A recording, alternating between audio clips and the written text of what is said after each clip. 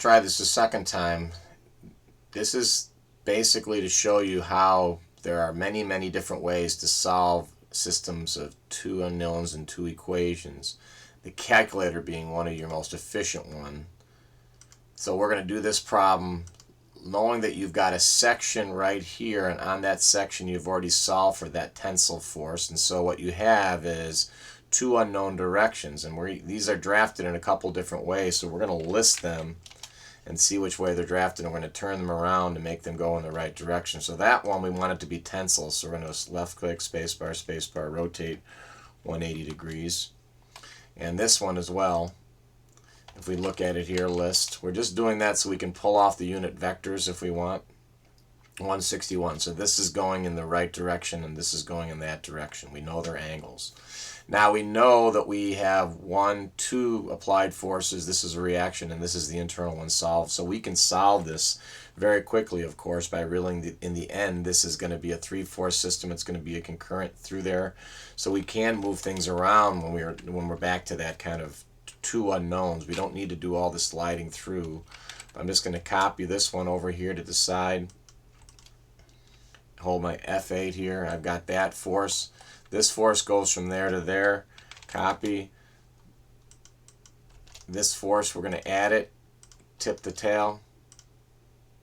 We're going to pick a direction home. With that direction home is going to be this direction here. I'm going to copy that from the midpoint to the end point there, and I need to get there along this direction. Copy this here from the midpoint to the end point there. Now we realize that this force went from here to here. I'm going to trim this. Screw that. Screw that. I'm going to trim this.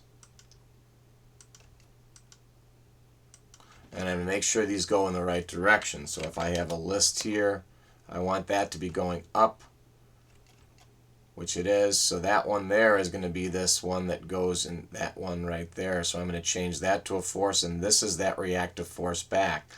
And so right now, just for grins, I'm going to go ahead and do a couple of breaks here just so you can kind of see what happens to these here, and a break there. And so we know that, in fact,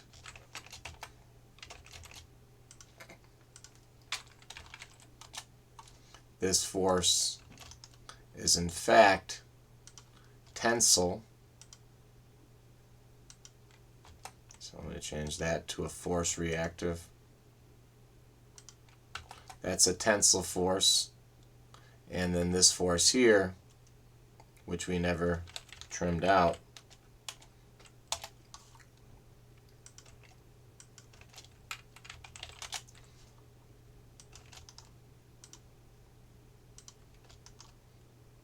put it here, and I'm just going to change that to, once again, internal reactive. So you kind of, right, so that's a reaction force, this is a tensile force, this is a tensile force, and these kind of should make some sense. Now let's see how that's done algebraically if you think about it. So if we have, remember, this one had a direction and this one had a direction, and these two forces added up to, in other words, the sum of the externals were this plus this, and we want the opposite of that. So we want the line from the end point there to the end point there. And if I list that, we have what we want. We want that in the third of our lists. We want the first two in the first of our lists. So let's see how we go about doing that. We'll leave that up. I've got that over on the side. Those values here we can come back to get. Again, you're doing this very often. You don't need to have the CAD to do this. You just need to know your unit vectors or your directions. So if I hit cancel here, we're going to go ahead and list this one.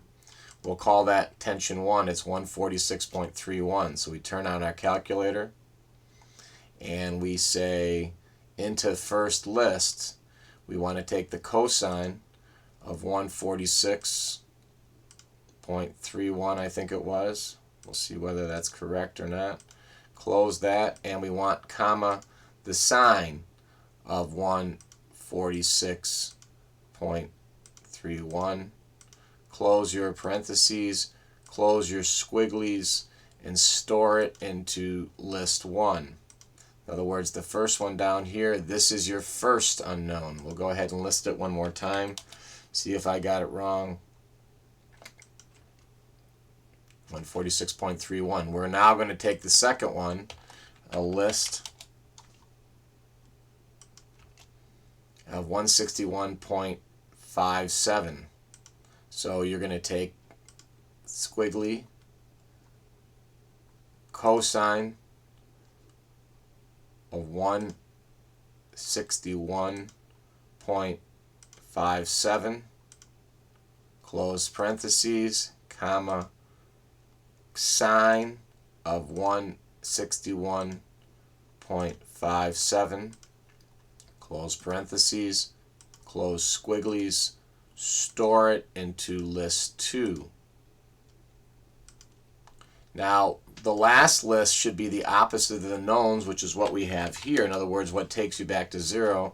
And so that should be 3 and minus 0.8838. So we're going to take that and put it in list 3. Second squiggly, 3, comma, minus 0.8838. In other words, you've added up all of the applied forces around, including that one you just solved for by some of the moments in terms of that internal force, so you end up with just a 2 by 2. All kinds of different ways to do this, but going ahead and realizing that this works in a 2 by 2 or a 3 by 3, and that you can use your calculator to efficiently solve problems and get a triangulated solution is worthwhile. So we have the third list. Now within the calculator, you're going to make a matrix of those 3 lists. So you're going to go in the math of the matrix, you're going to convert a list to a set of lists to a matrix. You're going to take list 1, list 2, and list 3, and then put them into matrix. If you would think of one, doesn't really make a difference. You can do matrix F. You're just putting it on top of something else, close parentheses. And now when you just do second matrix math, reverse row echelon format of second matrix F, you should get the solution you just came up with. And so your solution was 0.417 and 3.52. Let's see if that's what we came up with.